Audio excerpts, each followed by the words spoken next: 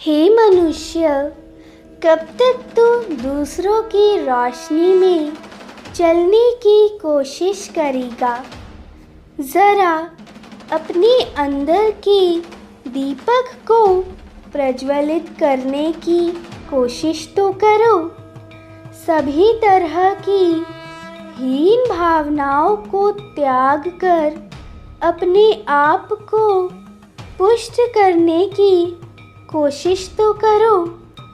तुम्हारे भीतर जो आत्मा का बीज पड़ा हुआ है उसको पल्लवित पुष्पित तो करो।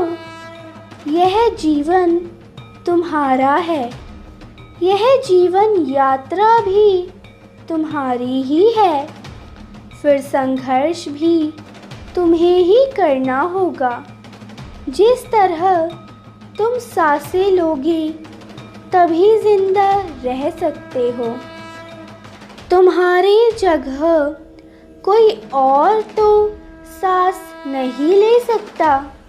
उसी तरह तुम्हारी अंतर यात्रा भी तुम्हें स्वयं ही करनी होगी। कोई दूसरा तो तुम्हारे अंतःकरण को नहीं छू सकता। हे मनुष्य, तेरी पवित्र आत्मा अपार संभावनाओं को छुपाए बैठी है। उन अपार संभावनाओं और शक्तियों को प्रकट करने के लिए तुम्हें बस थोड़ा सा अपने आप को ठीक करना होगा। तुम्हारे अंदर जो जहर जम गया है उस जहर को ज़रा सा खुरचना होगा, धोना होगा। अपनी अंतर्दृष्टि को प्रगाढ़ करना होगा, अपनी अंतर्दृष्टि को विकसित करना होगा। जब तक तुम्हारी दृष्टि में संवेदना नहीं आएगी तब तक तुम्हें दर्शन भी नहीं होंगी। केवल आत्मा अमर है, आत्मा अमर है चिल्लाने से कुछ नहीं होगा। यह बस मात्र एक वाक्य होगा और केवल एक वाक्य मात्र से ही मुक्ति मिलती तो पूरा संसार अब तक मुक्त हो गया होता। एक बार एक चोर को अदालत में हाजिर किया गया।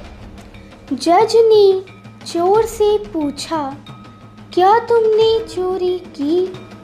चोर भी बड़ा आध्यात्मिक था। उसने झट से बोला, हजूर, चोरी मैंने नहीं की, चोरी तो मेरी आत्मा ने की। तो जज ने पूछा, तो तुम कौन हो? चोर बोला, हजूर, मैं तो मात्र शरीर हूँ। तो जज ने पूछा, तो तुम्हारी आत्मा किधर है? चोर बोला, आत्मा मेरे शरीर के अंदर है। जज ने तुरंत ऑर्डर दिया कि इसके शरीर से आत्मा को निकालकर तुरंत हाजिर किया जाए। यह सुनकर चोर अवाक रह गया और बोला, हजूर, अगर आत्मा बाहर निकालोगे तो मैं मर जाऊंगा। जज ने कहा, फिर क्या करूं? जब आत्मा ने ही चोरी की है तो आत्मा को तो हाजिर करना ही पड़ेगा। यह सुनकर चोर समझ गया और बोला, हजूर, मुझसे गलती हो गई। चोरी आत्मा ने नहीं, मैंने अर्थात मेरे शरीर ने ही की थी।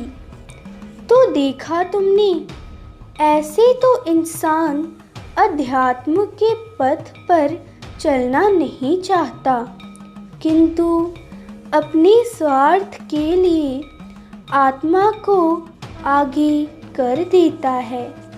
इंसान एक धोखेबाज प्राणी है और सबसे ज़्यादा धोखा इंसान स्वयं को ही देता है, क्योंकि इंसान कभी यह मानने को तैयार नहीं होगा कि कमी उसके अंदर है। इंसान जब अपने अंदर कमी देखने लगता है, तब वह सतमार्ग पर पहला कदम रख देता है।